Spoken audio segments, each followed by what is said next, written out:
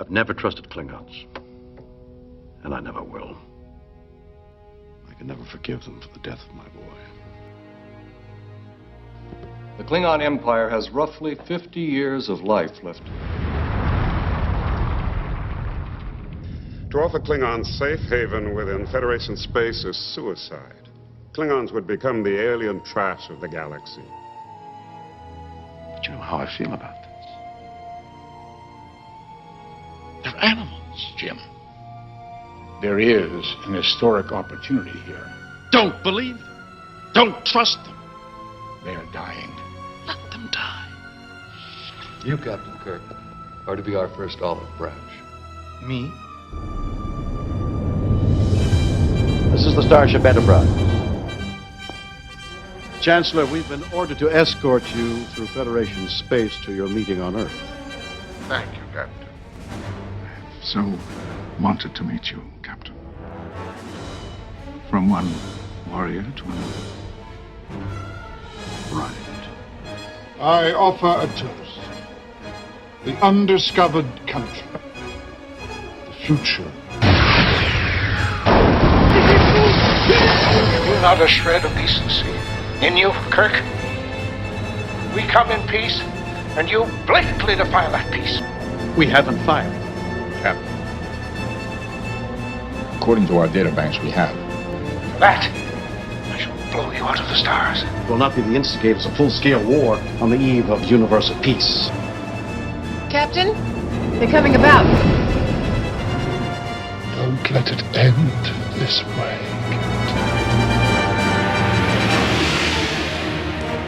Incoming!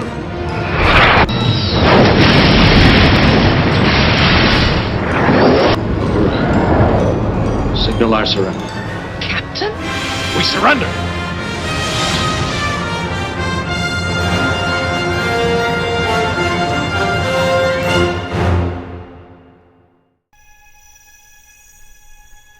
Late December 1991, Star Trek VI The Undiscovered Country hit our screens, and was the last in the series to feature the original crew from the 60s TV show. Star Trek V proved to be a commercial and critical failure for Paramount Studios, and they were thinking of rebooting the franchise and focusing around the crew when they first started out at the Starfleet Academy, very much like the recent movie by J.J. Abrams. But the idea was discarded because of the negative reaction from the cast and the fans. Faced with producing a new film in time for Star Trek's 25th anniversary, writer Denny Flynn and Nicholas Meyer, the director of Star Trek II The Wrath of Khan, wrote a script based on a story from Leonard Nimoy and writers Lawrence Connor and Mark Rosenthal about what happened if the wall came down in space, touching on the contemporary events of the Cold War. The production's budget was smaller than anticipated because of the failure of Star Trek V, the lack of sound stage spaces on the Paramount Pictures lot. Many scenes were filmed around Hollywood. The director and the cinematographer aimed for a darker and more dramatic look, subtly altering and redressing the sets used from the Star Trek The Next Generation TV show. Star Trek creator Gene Roddenberry did not live to see the film's release, dying of heart failure on October the 24th of that year. Before the film's release, however, he viewed a near final cut. In Leonard Nimoy and William Shatner's memoirs, they reported that after the screening, Gene called his lawyers and demanded a quarter of the scene to be cut. Nicholas Meyer refused and got into a heated argument with Gene. Within 48 hours, Gene had passed away. The director deeply regretted his behaviour in the meeting and didn't realise Gene was in such ill health. The movie was thankfully dedicated to him. The movie starts with the Klingon moon, Praxis, exploding without warning. The starship USS Excelsior, commanded by Captain Sulu, is struck by the shockwave, and its crew discovers that much of the moon has been destroyed. The loss of their key energy production facility and the destruction of the Klingon homeworld's ozone layer throws the Klingon Empire into turmoil. No longer able to maintain a hostile footing in space, the Klingons pursue for peace with their long-standing enemy, the United Federation of Planets. Accepting the proposal before the Klingons revert to a more belligerent approach, Starfleet sends the USS Enterprise to meet with the Klingon Chancellor, Gorkon, and escort him to negotiations on Earth. Enterprise's Captain James T. Kirk, whose son David was murdered by Klingons years earlier, opposes the negotiations and resents his assignment. After a rendezvous between Enterprise and Gorkon's battlecruiser, they continue towards Earth, with the crew sharing a tense meal aboard the Enterprise. Later that night, the Enterprise appears to fire on the Klingon ship with a pair of torpedoes, disabling the artificial gravity aboard the Klingon vessel. During the confusion, two figures wearing Starfleet suits and gravity boots beam aboard the Klingon ship and take out Gorkon before beaming away. Captain Kirk, being totally surprised by the assault and claims his innocence, surrenders to avoid a fight and beams aboard the Klingon ship with Dr. Leonard McCoy in an attempt to save Gorkon's life. He fails to save him. The Chancellor dies and Gorkon's Chief of Staff, General Chang, puts Kirk and McCoy on trial for his assassination. The pair are found guilty and sentenced to life imprisonment on the frozen asteroid Aurora Penthe. Gorkon's daughter becomes the new Chancellor and continues the diplomatic negotiations. For reasons of security, the conference is relocated and the new location is kept a secret. While several senior Starfleet officers want to rescue Kirk and McCoy, the Federation President refuses to risk full-scale war. The Chancellor's daughter likewise refuses to invade Federation space, stating that only Kirk and McCoy will pay for her father's death. Kirk and McCoy arrive at the Aurora Penthe mines and are befriended by a shapeshifter named Martia, who offers them an escape route. In reality, it is a ruse to make their arranged deaths appear accidental. Star Trek VI carries over the quality effects from the previous Star Trek films. Star Trek V, however, was highlighted and criticised heavily for its cheap-looking effects. ILM at the time weren't available, and another effects team handled them, and it left a lot to be desired. ILM were thankfully available this time around, and considering the tight budget, they managed to produce some really neat visual effects. Many of the original miniatures from the previous films were used. They were cleaned up and refurbished for Part 6. The majority of the miniature effects all look great and don't look cheap, and the shots are executed well. It's the typical level of quality you would expect from ILM, but I don't personally think they have improved greatly since Star Trek 3. There is a nice variety of shots, but nothing that will make you go wow when you watch it. Star Trek 6 did use CGI for the blood during the zero gravity sequences. There was a lot of discussion of the colour. At first it was going to be green, then they thought they may go with red, but choosing that colour would affect the film's rating, so they settled on violet. Also at the time, many films were using the morphing technique, first used in Willow, and that year was also used in Terminator 2. They used it to great effect with the shapeshifter Martia. Cliff Idleman, who was only 26 at the time, composed a score to Star Trek VI, after being recommended by the director, who was listening to a number of demo tapes and felt most sounded like generic movie music, but Cliff's work stood above the rest and had a similar sound to Bernard Herrmann. Cliff was hired very early on into the production, so he had plenty of time to create the themes and musical notes needed. He uses the classic Star Trek theme only a couple of times, and everything else seems very much original. He has provided a very much darker score to the previous films. The score very much stands on its own and gives the film its own voice. I wouldn't say it was the best score out of the series. I may sound picky, but there is a distinctive lack of continuity in the Star Trek series when it comes to its music. I personally would have preferred the themes Jerry Goldsmith created for the original film to be carried over into the motion picture series. The score was released when the film came out, but as usual, wasn't complete. But thankfully it was released in full in 2012 and remastered, and is still available to purchase. Gene Siskel and Roger Ebert both gave Star Trek VI the thumbs up, but did get into an argument on what to call Star Trek fans, Trekkies or Trekkers. There are lots of nice sentiments in this story. Shakespeare is quoted liberally, and I'm sure the story is very important to Trekkies. For me, I didn't mind it a bit, which is more than I can say about a lot of the pictures in this series.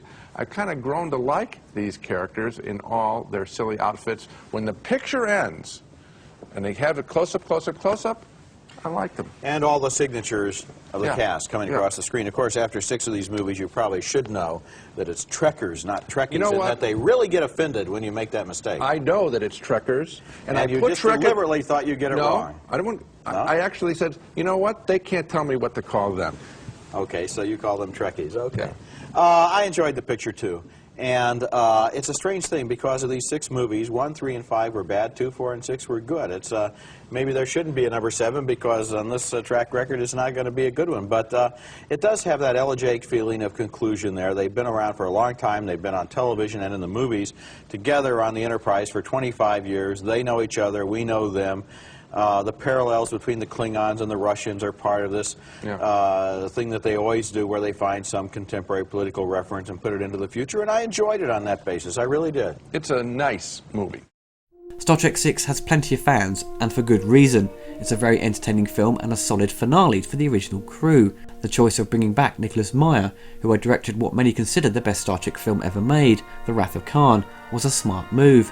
The series had obviously become a bit stale by part 5, and many feeling that the cast were getting a bit too old. The director brings some visual flair to the flick and gives the series the boost it needed. The end battle sequence where Sulu is racing at top speed to save Kirk is really exciting and intense, and it's my personal highlight of the film. I always love it when there's a build-up to the shot where Captain Kirk says, "Fire!"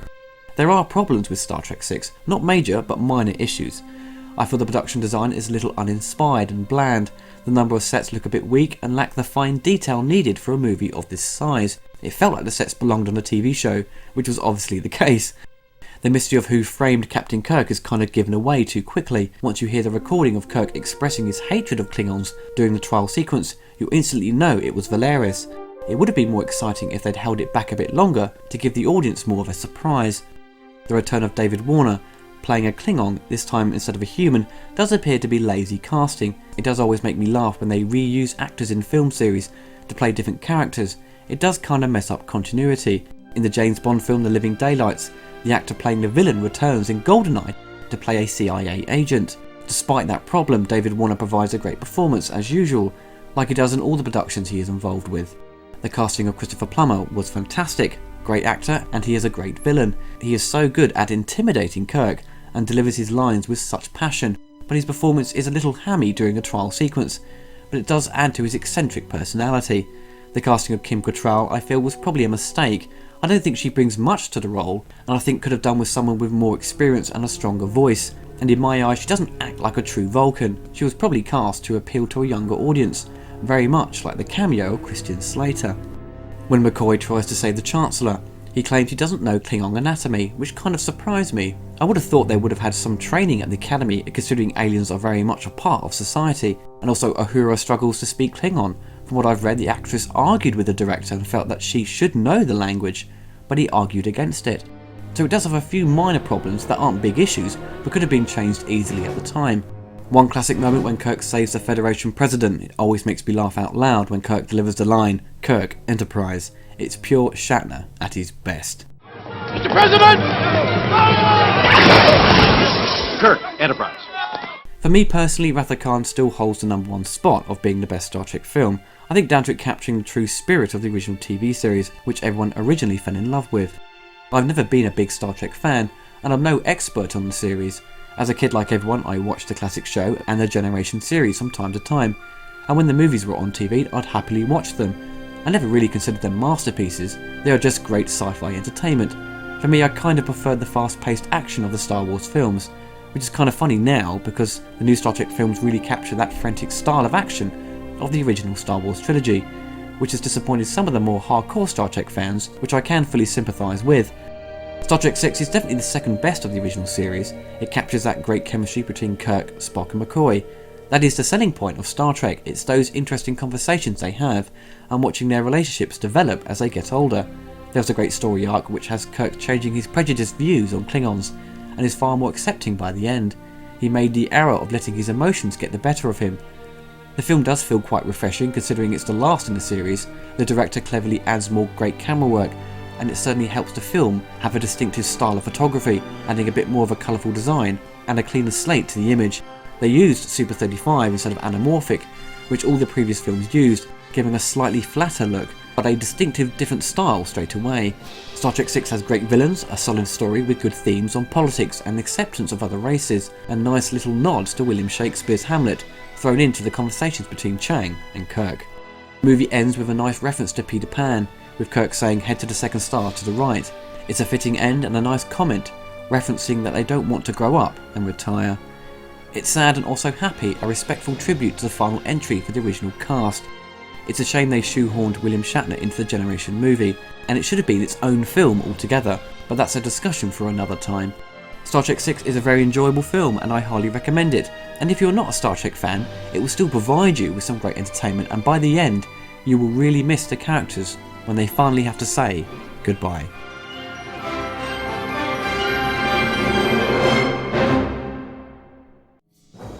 It is the judgment of this court that without possibility of reprieve or parole, you'll be taken from this place. Dilithium mines on the penal asteroid of Rurapente. There to spend the rest of your natural lives. This will help keep you warm. Amartya, you're Kirk and McCoy, I presume. How did you know that? We don't get many presidential assassins. We didn't kill Gorkin. Of course not. But there is a reward for your death. That figures. You've been set up all along. Listen, no one has ever escaped from Rurapente. Except us. Killed while trying to escape. Damn clever, if you ask me. It's a classic. That's what they wanted. Who? Who wanted us killed? Since you're all going to die anyway, why not tell you? His name is... No, not... Son of a...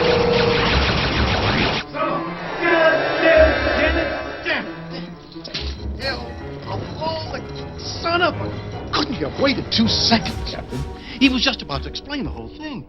You want to go back? Absolutely not. It's cold. Where is the peace conference? They're going to attempt another assassination. The conference is at Camp Kiruman, near the Romulan border. I can see you, Kirk. Chang. Can you see me?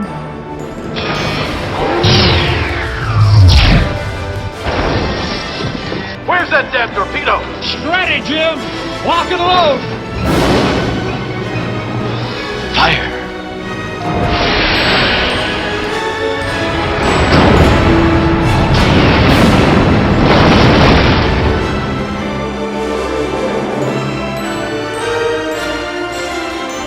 This ship and her history will shortly become the care of another crew. To them and their posterity will we commit our future. They will continue the voyages we have begun and journey to all the undiscovered countries, boldly going where no man has gone before.